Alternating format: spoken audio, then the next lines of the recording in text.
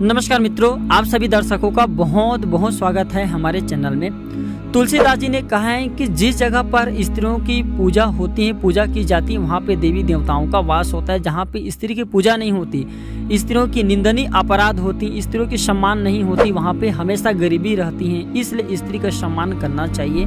और तुलसीदास जी के अनुसार भूल करके 4 प्रकार की स्त्री का अपमान नहीं करना चाहिए, अन्यथा पूरे जीवन में आपको नुकसान ही नुकसान होगा, आपके जीवन बर्बाद हो सकते हैं। जानकारी बताने से पहले आप सभी मित्रों से बार बार निवेदन है, अभी तक चैनल को सब्सक्राइब नहीं किए तो चैनल को सब्सक्राइब जरूर कर लेना। तुलसीदास जी के अनुसार दोस्तों यह कहा जाता है, तुलसीदास जी ने स्वयं रामचरितमानस में लिखा है कि नई बहू को लक्ष्मी का रूप माना जाता है।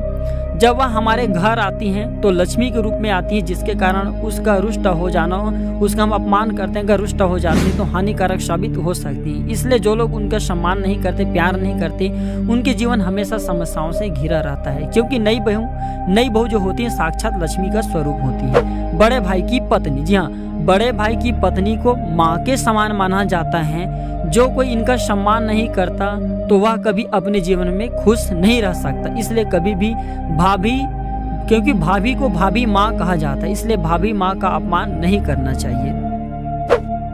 इसके बाद मित्रों बहन, जी हाँ, तुलसीदास जी ने कहा है कि बहन को माँ के समान समझना चाहिए। अपनी माँ को जिस स्थान पर रखा है वहाँ पर बहन को रखना चाहिए। अगर आपने बहन का अपमान किया तो समझ लीजिए भगवान का अपमान किया, जिसके कारण आपको पापों में वृद्धि हो सकती है आपके, और आपके भी जीवन जो है कांटों से घिर सकते हैं, दुर्भाग्य से घिर सकता है। क्योंकि जो बहन की तुलना माँ से की है और माँ की तुलना ईश्वर से, तो भूल करके बहन का अपमान नहीं करना चाहिए।